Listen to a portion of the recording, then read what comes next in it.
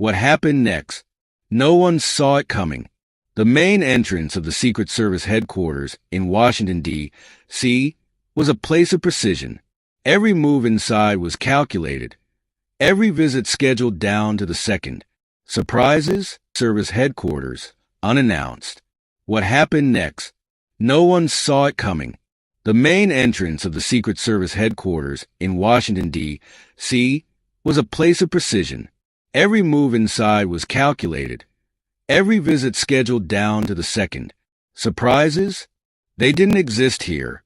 That's why, when a sleek motorcade pulled up without prior notice, the air inside the command center shifted. No scheduled meetings. No heads up. Just Trump. The doors swung open. He stepped out, flanked by only a handful of staff. No press. No cameras. Just an unannounced visit that sent a ripple of uncertainty through the security detail. Agents exchanged glances. Whispers filled the air. Why is he here? Is this a drill? No clue. But whatever it is, it's not normal. Trump walked through the security checkpoint without hesitation, his presence commanding attention. No handshakes.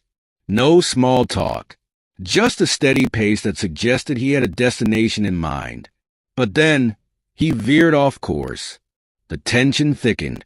He was heading down a restricted hallway.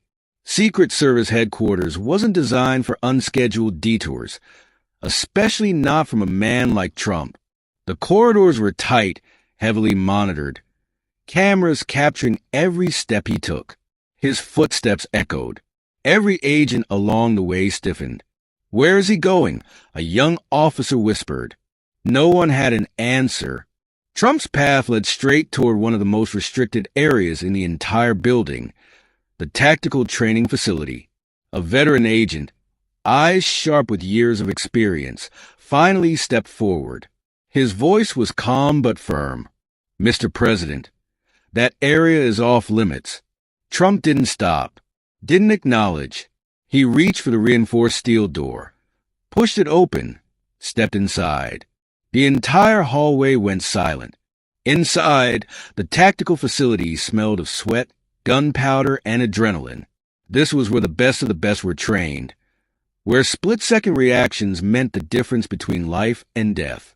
A group of combat instructors stood frozen, their conversation cut short as Trump strode in. Their eyes flickered with disbelief. One of them, a grizzled, broad-shouldered man in his 60s, exchanged a glance with his colleague. What the hell is he doing here? Trump kept walking. His eyes scanned the room, like he had been here before.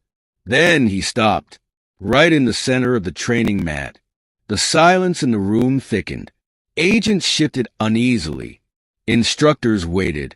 And then, in that unmistakable voice, he said it. Let's see what you've got. The air turned electric. One of the trainers hesitated. Sir, this is a live drill facility, not a demonstration room. Trump's gaze didn't waver. I know exactly what it is. Then he did something no one could have predicted. He took off his jacket, loosened his tie, stepped onto the mat. A stunned hush fell over the room. A lead instructor, a man who had trained elite operatives, counter-terror specialists, stepped forward. His voice was measured, but his stance was firm. Mr. President, this isn't a game. Trump smirked. Neither is your job. The instructor exhaled slowly. His entire career, he had trained warriors.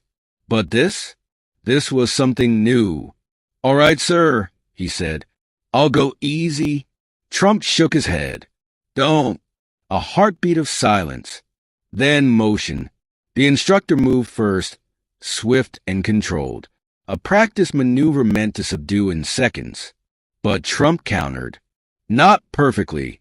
Not like a seasoned fighter. But effectively. The room collectively inhaled. A second move. Another counter. A shift in weight that forced the instructor off balance. Did he just? No way. The instructor adjusted his stance. This time, he wasn't holding back. He attacked again. Trump moved fast. Not professionally trained fast, but trained fast. A calculated parry, a measured step, and then it happened. A sudden shift. A counter movement so precise, so unexpected. Trump took him down.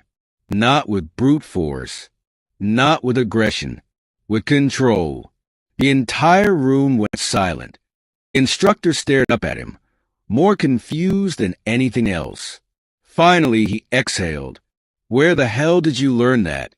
Trump simply adjusted his cuffs, threw his jacket back over his shoulders, smirked. Let's just say, I've been around. Behind him, the agents were still trying to process what they had just seen. No cameras, no press, no stage moment. So, why? But the real shock? It wasn't happening inside that training room. It was happening behind closed doors. Inside the surveillance center, a senior intelligence director was watching the footage on repeat. His fingers drummed against the desk, eyes narrowing. He wasn't alone. Analysts, security officials, people who had spent careers decoding body language, studying combat techniques.